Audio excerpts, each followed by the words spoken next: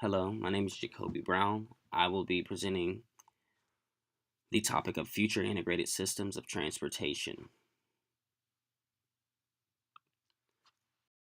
I'm going to start with a quick definition of integrated systems. In engineering, system integration is the process of bringing together the component subsystems into one system and ensuring that the subsystems function together as a system. So it's basically smart technology um, for the most part. But right now we have something that's basically keeping our systems from integrating with each other, and that's actually humans. Humans actually can't communicate with computers the way they should.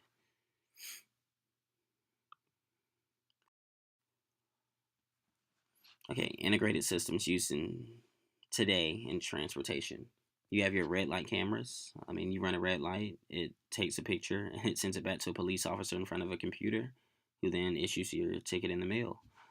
You have live traffic feeds, um, PCMS boards or portable changeable message signs, which basically in a work zone they tell you when to expect delays, other things, delivery, lane closures, stuff like that. Inductive traffic loops. If anyone knows how a traffic light operates, it's basically an electromagnet underneath the surface of the asphalt, which lets the light know when a car is present. Let's see, electronic toll collection, which is basically your Easy Pass network, where you'll have a transmitter, which you use to pay for your tolls. Okay, future subsystem components, devices. I'm only gonna focus on the devices for sake of time, not the actual system themselves. Um, the devices that are covered today are smart pavement and autonomous vehicles.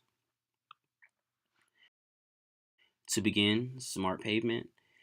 The objective of smart pavement is to bridge the communication gap between vehicles and the roadways they utilize. In the United States, the Missouri Department of Transportation is the first to experiment with smart pavement on a large scale. The state of Missouri basically wants to build or rebuild I 70, which is from Kansas City to St. Louis, completely with smart pavement. And the reason it's the state of Missouri is basically because of integrated roadways developed smart pavement, and they're based out of Kansas City, Missouri.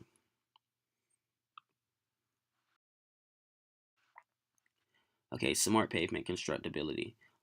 It is built in modules, so it comes prefabricated. So it's built off site, and they just bring it in and they just place it in place, or they just place it. Self healing asphalt, which allows it to have the lifespan 4 times the life of traditional asphalt pavement. So it basically is able to maintain some of its compressive strength.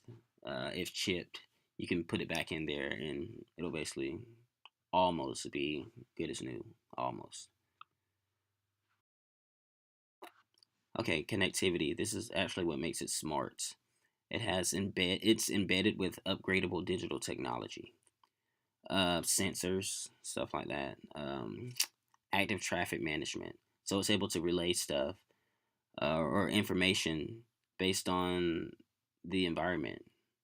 So it's able to change speed limits. It could be a work zone. It could traffic congestion. It could relay all these things and help the drivers out, or the autonomous vehicle in this case for this small system. Wireless connectivity, so it's able to communicate with the vehicle or your device or your cell phone or your laptop or whatever. It has pressure sensors, weight, velocity, and positions. So it's able to determine when a car is leaving the roadway. And it can also use this information to alert or to call the fire department, ambulance, stuff like that, whenever you need them. And it also supports third party applications. So developers will be able to develop apps for the roadway. Okay, the economics of smart pavement. It's cheaper to maintain simply because of the modular um, construction. You don't have to cut it out, remill, um, wait for it to cure, stuff like that. The lane would completely be open as soon as you place the module.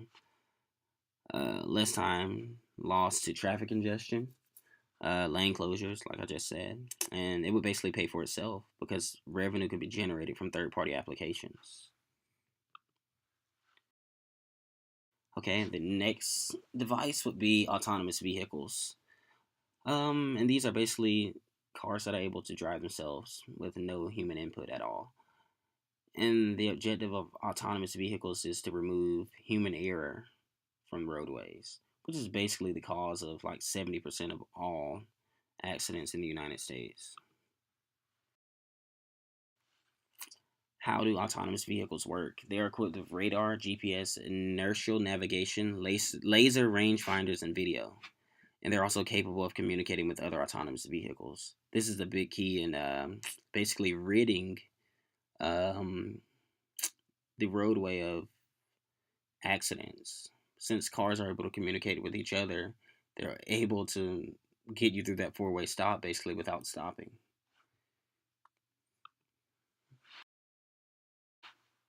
Okay, the social impact of autonomous vehicles. Um, Elderly and disabled people become more mobile, more time to be productive. We all know that your office is not your car. I don't know if you guys have ever seen that sign, but in this case, you could actually turn your car into your office because you wouldn't be driving. Displacement in logistics market. This is basically talking about people that work for the DOT or do deliveries. Um, a computer doesn't have a restriction when it comes to being able to work 24 hours a day. It doesn't need sleep. It doesn't need anything that our body does. So it could basically deliver a car from Los Angeles to New York without stopping. And the last social impact would be ethical dilemmas. Um, but at the same time, a computer can't really think like with emotion.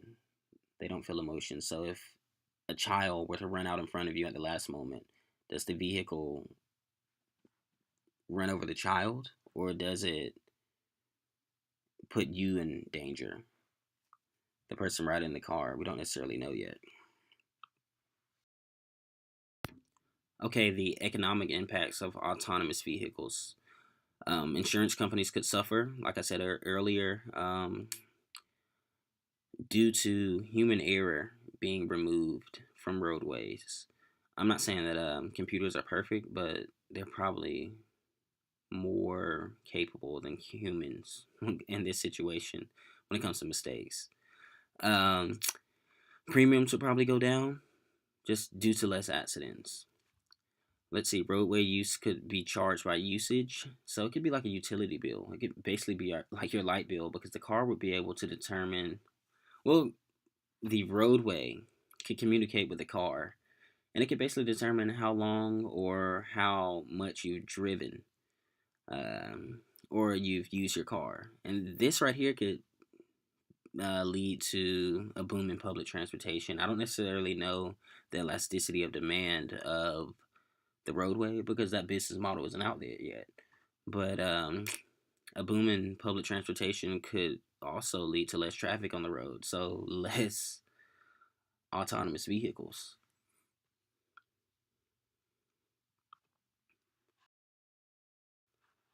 And lastly, potential obstruction. What could keep this from going through or from happening? It could be politics as usual. Like I just said, insurance companies could lobby all of our friends in Washington, D.C. to keep this from happening.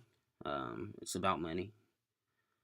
And fear. It could just be, if left up to people, they may not be ready for it. But we'll see. That'll be all. I hope you enjoyed this. Comment below.